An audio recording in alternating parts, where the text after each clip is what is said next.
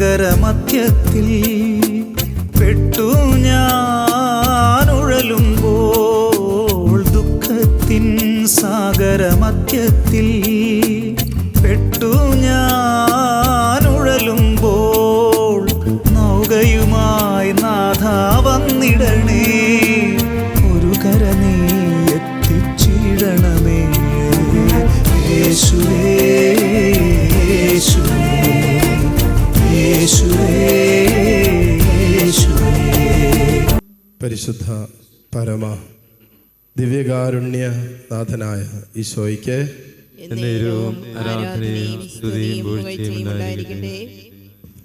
കർത്താവിൻ്റെ കരുണയ്ക്ക് വേണ്ടി പ്രാർത്ഥിക്കുന്ന നിമിഷങ്ങളാണ്.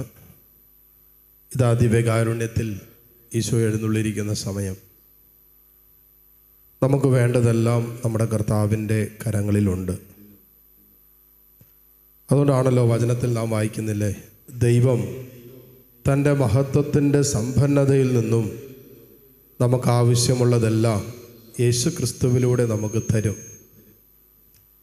നമുക്ക് വേണ്ടതെല്ലാം അവൻ്റെ കരങ്ങളിലുണ്ട് എന്ന് വിശ്വസിക്കുക. ഈ ദിവ്യകാരുണ്യത്തിൻ്റെ മുമ്പിലായിരിക്കുമ്പോൾ എന്നെ എൻ്റെ ജീവിതത്തിൻ്റെ എല്ലാ മേഖലകളിലും അനുഗ്രഹിക്കുവാൻ കഴിവുള്ളവനാണ് എൻ്റെ ഈശോ. ഈ വിശ്വാസത്തോടെ കർത്താവിൻ്റെ കരുണയ്ക്ക് വേണ്ടി പ്രാർത്ഥിക്കുമ്പോഴാണ് അത്ഭുതകരമായ ദൈവത്തിൻ്റെ പ്രവൃത്തി നമ്മളിൽ വെളിപ്പെടുക.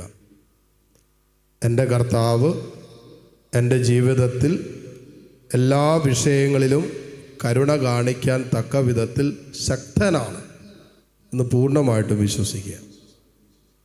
ആ വിശ്വാസത്തോടെ നമുക്ക് ഈ നിമിഷം പ്രാർത്ഥിക്കാം. ജോലിയില്ലാതെ വേദനിക്കുന്ന മക്കളുണ്ടാകാം. നിങ്ങളുടെ അവസ്ഥകളെ കർത്താവിൻ്റെ കരുണയ്ക്ക് വേണ്ടി സമർപ്പിക്കട്ടെ. കുഞ്ഞുങ്ങളില്ലാത്ത ദമ്പതിമാർ പ്രാർത്ഥിക്കുന്നുണ്ടാകാം. നിങ്ങളുടെ ശാരീരികമായ അസ്വസ്ഥതകൾ, ഒരു കുഞ്ഞില്ലാത്തതിൻ്റെ മാനസിക ബുദ്ധിമുട്ടുകൾ, വേദനകൾ, നാട്ടുകാരുടെ മുമ്പിൽ ഇറങ്ങാൻ പറ്റാത്തത്, മറ്റുള്ളവരെന്ത് ചോദിക്കും എന്നുള്ള ആലോചനകളൊക്കെ പക്ഷെ വല്ലാതെ മാനസികമായി അസ്വസ്ഥപ്പെടുത്തുന്നുണ്ടാകാം. എല്ലാം ദൈവത്തിൻ്റെ കാരുണ്യത്തിൽ സമർപ്പിക്കട്ടെ. സ്വന്തമായൊരു ഭവനമില്ല, ഒരു 2 സെൻറ്റ് 3 സെൻറ്റ് സ്ഥലം പോലും ഇല്ലാത്ത അവസ്ഥകൾ, വാടക വീട്ടിലാണ് കിടക്കുന്നത്, ഉള്ള അവസ്ഥകളൊക്കെയാണോ ഈശോയ്ക്ക് കൊടുത്ത് പ്രാർത്ഥിക്കുക. സാമ്പത്തിക വരുമാന മാർഗങ്ങൾ വല്ലാതെ തകർന്നൊരവസ്ഥ, ബിസിനസ് പരാജയപ്പെട്ടു, സാമ്പത്തികമായിട്ടൊന്നുമില്ലാത്ത അവസ്ഥ, കടം മേടിച്ചിട്ട് തിരിച്ചു കൊടുക്കാൻ പറ്റണില്ല, ലോൺ എടുത്തിട്ട് തിരിച്ചടയ്ക്കാൻ പറ്റണില്ല, അങ്ങനെ വല്ലാത്ത സാമ്പത്തിക പ്രതിസന്ധിയും അതിൻ്റെ ഞെരുക്കവും കടന്നു പോകുന്ന അവസ്ഥയാണോ? ഈ അവസ്ഥയിലും കർത്താവിന് ഇടപെടാൻ പറ്റുമെന്ന് ഒന്ന് ഹൃദയത്തിൽ വിശ്വസിച്ച്, പൂർണ്ണമായിട്ട് വിശ്വസിച്ച് എന്നിട്ട് പ്രാർത്ഥിക്കുക. മനുഷ്യരിലല്ല നമ്മൾ ആശ്രയം വയ്ക്കേണ്ടത്, ദൈവത്തിലാണ് നമ്മുടെ ആശ്രയം വയ്ക്കേണ്ടത്. വചനം അങ്ങനെയാണല്ലോ പറയുന്നത്. 146-ാമത്തെ സങ്കീർത്തനം 3-ാമത്തെ വചനത്തിൽ പറയുന്നതിനാ, രാജാക്കന്മാരിൽ സഹായിക്കാൻ കഴിവില്ലാത്ത മനുഷ്യപുത്രരിൽ ആശ്രയം വയ്ക്കരുത്. രാജാക്കന്മാരിൽ പോലും ആശ്രയം വയ്ക്കരുതെന്നാണ് പറയുന്നത്. മറിച്ച് സങ്കീർത്തനം 118-8 നാം വായിക്കുന്നില്ലേ, മനുഷ്യരിൽ ആശ്രയിക്കുന്നതിനേക്കാളും ദൈവത്തിൽ ആശ്രയിക്കുന്നതാണ് നല്ലത്, കർത്താവിൽ അഭയം തേടുന്നതാണ് നല്ലത്. ഈശോയെ, കണ്ണു തുറന്ന് കർത്താവിനെ കണ്ട് നിങ്ങളായിരിക്കുന്നിടങ്ങളിൽ നിങ്ങളുടെ ജീവിതത്തിൻ്റെ അനുഭവങ്ങൾ എന്തൊക്കെയാണെന്ന് നിങ്ങൾക്കറിയാം. കുടുംബം സമാധാനമില്ലാത്ത അവസ്ഥ, സന്തോഷമില്ല, കുടുംബത്തിൽ കലഹമുണ്ട്, ഭിന്നതയുണ്ട്, ഒരുപക്ഷെ ദാമ്പത്യ ജീവിതത്തിൽ പ്രശ്നങ്ങളുണ്ട്, ഡൈവോഴ്സിൻ്റെ വക്കിലെത്തി നിൽക്കുന്ന നിങ്ങളുടെ കുടുംബമാകാം, മക്കളുടെ കുടുംബജീവിതമാകാം. ഇങ്ങനെയുള്ള അവസ്ഥകളൊക്കെ ഉണ്ടെങ്കിൽ ഈശോയ്ക്ക് കർത്താവിൻ്റെ കാരുണ്യത്തിലേക്ക് അതെല്ലാം ഇപ്പോൾ സമർപ്പിച്ച് പ്രാർത്ഥിക്കട്ടെ. സങ്കീർത്തനം 145:18 വചനം പറയുന്നു, തന്നെ വിളിച്ചപേക്ഷിക്കുന്നവർക്ക്, ഹൃദയപരമാർത്ഥതയോടെ വിളിച്ചപേക്ഷിക്കുന്നവർക്ക് കർത്താവ് സമീപസ്ഥനാണ്. തന്നെ വിളിച്ചപേക്ഷിക്കുന്നവർക്ക്, ഹൃദയ പരമാർത്ഥതയോടെ വിളിച്ചപേക്ഷിക്കുന്നവർക്ക് കർത്താവ് സമീപസ്ഥനാണ്. It's A promise. ഇതൊരു വാഗ്ദാനം കൂടിയാണ്. നമ്മളെല്ലാവരും ദൈവത്തെ വിളിച്ചപേക്ഷിക്കുന്നവരാണ്, കർത്താവിൻ്റെ കരുണയ്ക്ക് വേണ്ടി പ്രാർത്ഥിക്കുന്നവരാണ്, ദൈവിക സഹായത്തിനും സംരക്ഷണത്തിനും ഒക്കെ വേണ്ടി പ്രാർത്ഥിക്കുന്നവരാണ്. പക്ഷെ സങ്കീർത്തകൻ പറയുന്നു, കർത്താവിനെ വിളിച്ചപേക്ഷിക്കുന്നവർക്ക് കൂട്ടിച്ചേർക്കുകയാണ്, ഹൃദയപരമാർത്ഥതയോടെ തന്നെ വിളിച്ചപേക്ഷിക്കുന്നവർക്ക് അവിടുന്ന് സമീപസ്ഥനാണ്. ഹൃദയം അറിയുന്നവനും ഹൃദയം പരിശോധിക്കുന്നവനാണ് നമ്മുടെ ദൈവം. ഉള്ളിൽ വെറുപ്പും വിദ്വേഷവും വൈരാഗ്യ ചിന്തകളും ക്ഷമിക്കാൻ പറ്റാത്ത അവസ്ഥയൊക്കെ കൊണ്ടു നടക്കുകയും എന്നിട്ട് കർത്താവിൻ്റെ മുമ്പിൽ നിന്ന് കരങ്ങൾ ഉയർത്തുകയും ചെയ്യുമ്പോൾ ഹൃദയം പരിശോധിക്കുന്നവനാണല്ലോ നമ്മുടെ കർത്താവ്. നമ്മുടെ സ്നേഹവലയത്തിൽ നിന്ന് പലരെയും മാറ്റി നിർത്തുകയും നമ്മൾ കരുണ കാണിക്കാതിരിക്കുകയും ചെയ്യുകയും എന്നിട്ട് കർത്താവിൻ്റെ സന്നിധിയിൽ കരുണയ്ക്ക് വേണ്ടി പ്രാർത്ഥിക്കുകയും ദൈവസ്നേഹത്തിൻ്റെ അനുഗ്രഹങ്ങൾക്ക് വേണ്ടി യാചിക്കുകയും ചെയ്യുമ്പോൾ ഹൃദയം പരിശോധിക്കുന്നവനാണല്ലോ നമ്മുടെ കർത്താവ്. നമ്മുടെ സങ്കീർത്തകൻ പറഞ്ഞത്, തന്നെ വിളിച്ചപേക്ഷിക്കുന്നവർക്ക്, ഹൃദയപരമാർത്ഥതയോടെ വിളിച്ചപേക്ഷിക്കുന്നവർക്ക് കർത്താവ് സമീപസ്ഥനാണ് എന്ന് പറഞ്ഞാൽ നിന്റെ കൂടെ ഇപ്പോൾ കർത്താവുണ്ട്. ജീവിക്കുന്ന ദൈവം നിന്റെ കൂടെയുണ്ട്. രോഗത്തെ സുഖപ്പെടുത്താൻ, നീ ഇപ്പോൾ കടന്നു പോകുന്ന ഈ രോഗങ്ങളുണ്ടല്ലോ, ചെറുതോ വലുതോ ആകട്ടെ, വർഷങ്ങൾ പഴക്കമുള്ള രോഗമാകട്ടെ, ഈ രോഗത്തിന് സൗഖ്യം നൽകാൻ ശക്തിയുള്ള കർത്താവിൻ്റെ സാന്നിധ്യം നിന്റെ കൂടെയുണ്ട്. ബത്സേദ കുളക്കടവിൽ 38 വർഷം തളർവാദം ബാധിച്ച് കടന്നവൻ്റെ അരികെ പലരും വന്നു നിന്നു, പലരും അഭിപ്രായം പറഞ്ഞു, പലരും സഹായിക്കാൻ നോക്കി, എന്നിട്ടൊന്നും നടന്നില്ല.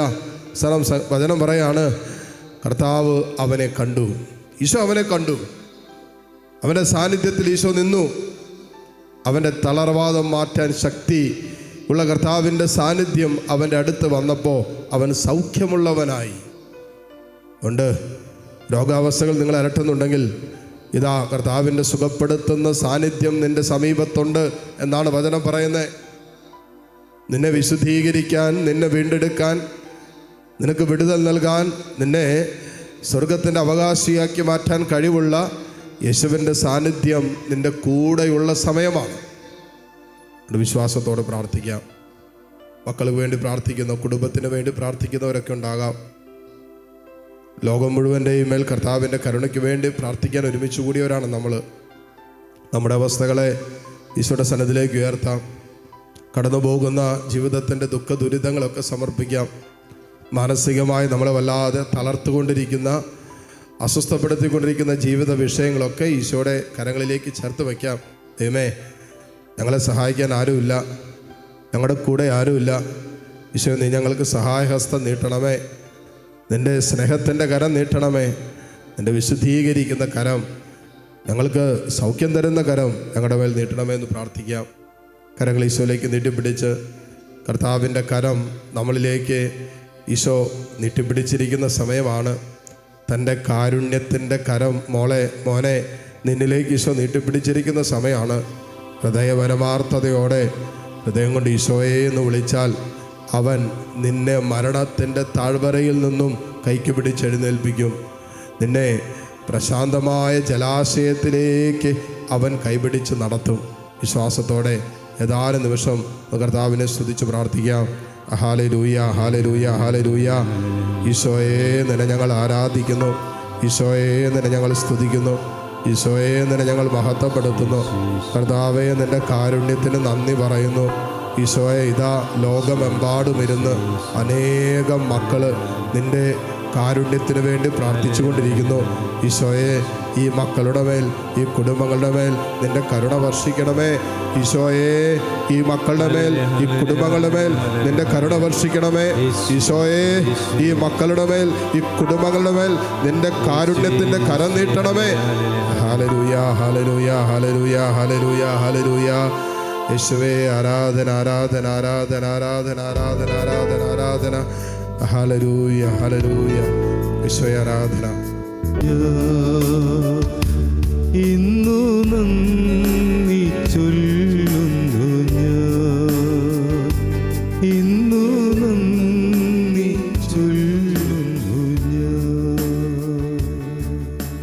കരങ്ങൾ കൂപ്പി പിടിച്ചുകൊണ്ട് ദിവ്യകാരുണ്യത്തിലേക്ക് നോക്കാം. നമ്മളിപ്പോൾ നമുക്ക് വേണ്ടി മാത്രമല്ല, ലോകം മുഴുവനെയും കർത്താവിൻ്റെ കാരുണ്യത്തിൽ സമർപ്പിക്കുന്ന സമയമാണ്. പ്രത്യേകിച്ച് നമ്മുടെ ചുറ്റുപാടും വേദനിക്കുന്ന എല്ലാവരെയും നമുക്ക് ഓർത്ത് പ്രാർത്ഥിക്കാം. നമ്മുടെയൊക്കെ പ്രാർത്ഥന ആവശ്യമുള്ളവരും നമ്മളോട് പ്രാർത്ഥന ചോദിച്ചിട്ടുള്ളവരും ഒത്തിരി പേരുണ്ടാകാം. അവരെല്ലാം സമർപ്പിക്കാം. പ്രത്യേകിച്ച് ഈ ആലയത്തോട് ചേർന്ന് പ്രാർത്ഥനകൾ ചോദിച്ചിട്ടുള്ള അനേക ആയിരങ്ങളുണ്ട്. അവരെല്ലാം തമ്പുരാൻ്റെ കാരുണ്യത്തിൽ ഇപ്പോൾ നമുക്ക് സമർപ്പിക്കാം. പ്രത്യേകിച്ച് ഇപ്പോൾ ഓൺലൈനിലൂടെ ശുശ്രൂഷയിൽ പങ്കുചേർന്ന് നിൻ്റെ കരുണയ്ക്ക് വേണ്ടി പ്രാർത്ഥിക്കുന്ന മക്കളെ ഇപ്പോൾ നിൻ്റെ സ്നേഹത്തിൽ സമർപ്പിക്കുന്നു. നമ്മൾ ഈ നിമിഷം വരെ സമർപ്പിച്ച എല്ലാ നിയോഗങ്ങളുടെ മേലും ഈശോ കരുണ കാണിച്ചു എന്ന് വിശ്വസിക്കാം. നമ്മുടെ കുടുംബത്തിലൊക്കെ ആർക്കെങ്കിലും പ്രാർത്ഥന ആവശ്യമുള്ളവരുണ്ടെങ്കിൽ അവരെ കൂടി ആത്മനായി ഈ നിമിഷം ചേർത്ത് നിർത്തുക. നമ്മളോട് പ്രാർത്ഥന ചോദിച്ചിട്ടുള്ള എല്ലാവർക്കും വേണ്ടി ഈ നിമിഷം കർത്താവിൻ്റെ കരുണ യാചിക്കാം. ദിവ്യകാരണ ഈശോ നമ്മെ ആശീർവദിക്കുന്ന ഈ നിമിഷങ്ങളിൽ നമുക്ക് വേണ്ടത് ഈശോയിൽ നിന്നും ഹൃദയത്തിൽ ചോദിച്ച് തമ്പുരാൻ നമുക്ക് പൂർണ്ണമായിട്ട് നൽകും എന്ന വിശ്വാസത്തോടെ താഴ്ന്ന സ്വരത്തിൽ സ്തുതിച്ച് പ്രാർത്ഥിച്ച് ഈശ്വരാശീർവാദം നമുക്കിപ്പോൾ സ്വീകരിക്കാം. ഹല്ലേലൂയ, ഹല്ലേലൂയ, ഹല്ലേലൂയ.